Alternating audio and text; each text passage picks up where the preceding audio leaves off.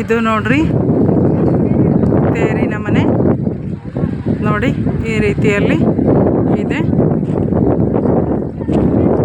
ಇಲ್ಲಿ ನೋಡಿ ಈ ರೀತಿಯಲ್ಲಿ ಇರುವಂಥದ್ದು. ಇಲ್ಲಿ ತೇರನ್ನು ಒಳಗಡೆ ಇಡುತ್ತಾರೆ. ವರ್ಷಕ್ಕೆ ಒಂದು ಸಲ ಮಾತ್ರ ಜಾತ್ರೆಯ ದಿನ ಹೊರಗಡೆ ತಂದು ಜಾತ್ರೆ ಮಾಡುತ್ತಾರೆ. ಇದು ತೇರಿನ ಮನೆ.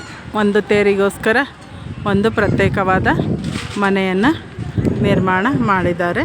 ಇದು ಸಹ ತುಂಬ ಸುಂದರವಾಗಿದೆ ನೋಡಿ ಫ್ರೆಂಡ್ಸ್. ಇದು ಕೂಡಲ ಸಂಗಮನಾಥನ ದೇವಸ್ಥಾನಕ್ಕೆ ಹೋಗಲು ಬಾಗಿಲು ನೋಡಿ, ಈ ರೀತಿಯಲ್ಲಿ ಬಾಗಿಲು ಇರುವಂಥದ್ದು ನೋಡಿ. ಈ ರೀತಿಯಲ್ಲಿ ನಾವು ಇವಾಗ ಒಳಗಡೆ ಪ್ರವೇಶ ಮಾಡೋಣ.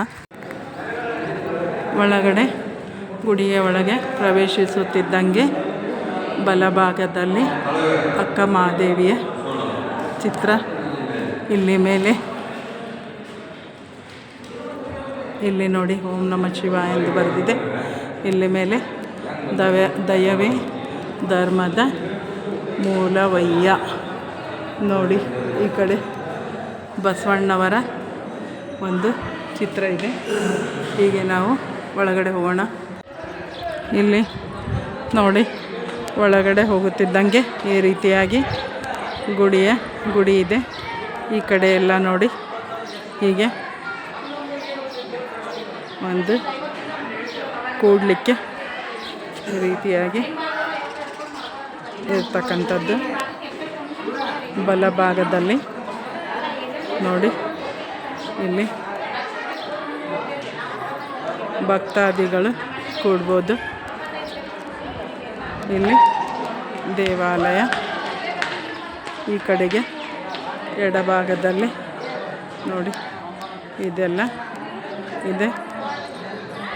ನಾವು ಇವಾಗ ಗುಡಿಯ ಒಳಭಾಗಕ್ಕೆ ಹೋಗೋಣ. ನೋಡಿ ಇಲ್ಲಿ ಶ್ರೀ ಸಂಗಮನಾಥ ಮಂದಿರ ನೋಡಿ. ದೇವಾಲಯದ ಒಳಭಾಗದಲ್ಲಿ ಈ ರೀತಿಯಲ್ಲಿ ಇದೆ.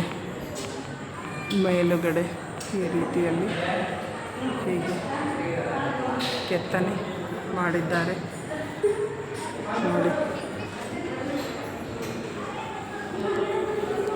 ನಾವು ಸಹ ದೇವರ ದರ್ಶನವನ್ನು ಮಾಡೋಣ ಬನ್ನಿ.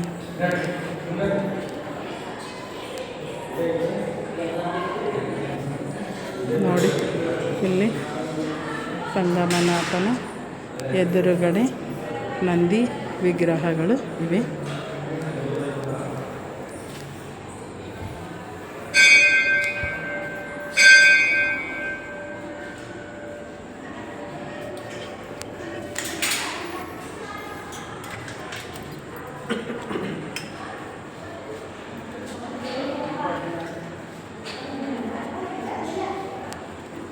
ನೋಡಿ ಇಲ್ಲಿ ಕೂಡಲ ಸಂಗಮನಾಥನ ದೇವಾಲಯ ನೋಡಿ. ಇಲ್ಲಿ ಈ ಒಂದು ನಾವು ದೇವರ ದರ್ಶನವನ್ನು ಪಡೆಯೋಣ. ಇಲ್ಲಿ ನೋಡಿ ಮಂದಿರದಲ್ಲಿ ಕೂಡಲ ಸಂಗಮನಾಥನ ಮಂದಿರದಲ್ಲಿ ಮುಂದುಗಡೆ ಒಳಗಡೆ ಮೂರ್ತಿ ಇರುವಂಥದ್ದು